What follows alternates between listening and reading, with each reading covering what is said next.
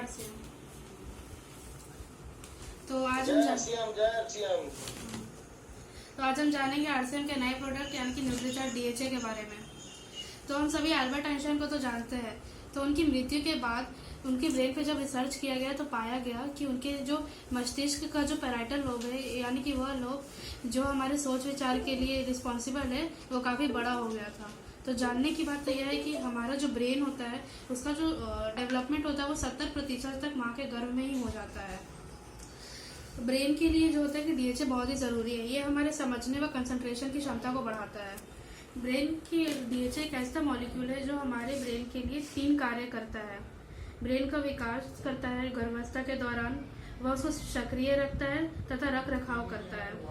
Researchers के अनुसार गर्भ से पहले ब्रेन का निर्माण के लिए गर्भावस्था के दौरान महिला द्वारा पर्याप्त मात्रा में 400 मिलीग्राम प्रतिदिन डीएचए का पर्याप्त करना अति आवश्यक होता है।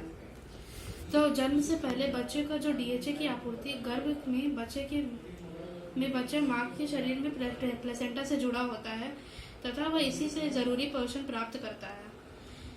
गर्भवती महिला जब ये डीएचए का सेवन करती है वह तथा अन्य जो मिनरल्स उससे मिलते हैं वह इसी प्लेसेंटा के द्वारा मिलते हैं।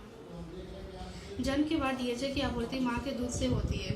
वास्तव में महिलाओं को डीएचए का सेवन प्रेगनेंसी प्लान करते हुए ही शुरू कर देना चाहिए।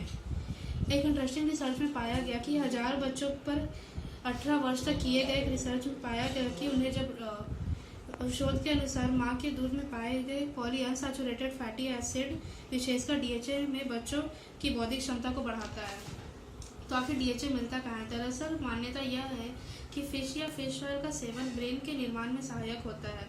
फिश के सेवन में मस्तिष्क का निर्माण व सहायक ओमेगा तत्व मिलते हैं।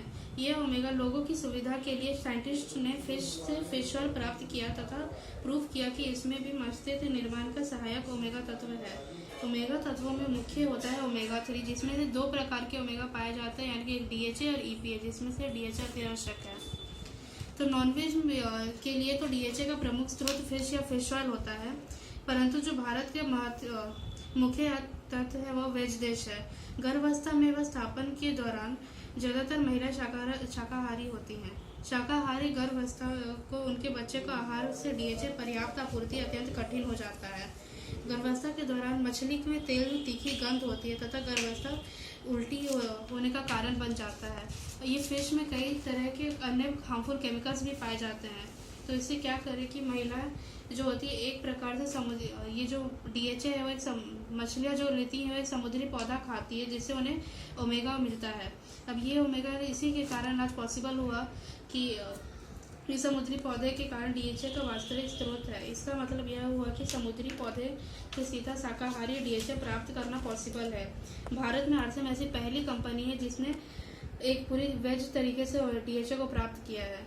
बाकी दूसरी कंपनी क्या करती है वो पौधे से डीएचए को तो पर्याप्त कर लेती है, परंतु जो उसके बाहर की जो कैप्सूल होती है उसे हड्डियों से प्राप्त सॉफ्ट जेल कैप्सूल डीएचए द्वारा होता है। इसलिए सामान्य कंपनी डीएचए को हड्डियों के चूरे से बनाती है सॉफ्ट जेलेटिन कैप्सूल।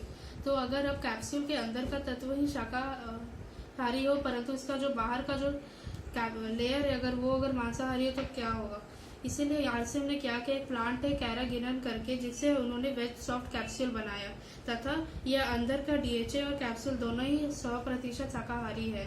तो अगर कोई इनका सेवन करना चाहे तो फिर दिन में 2 बार ले सकती है। धन्यवाद।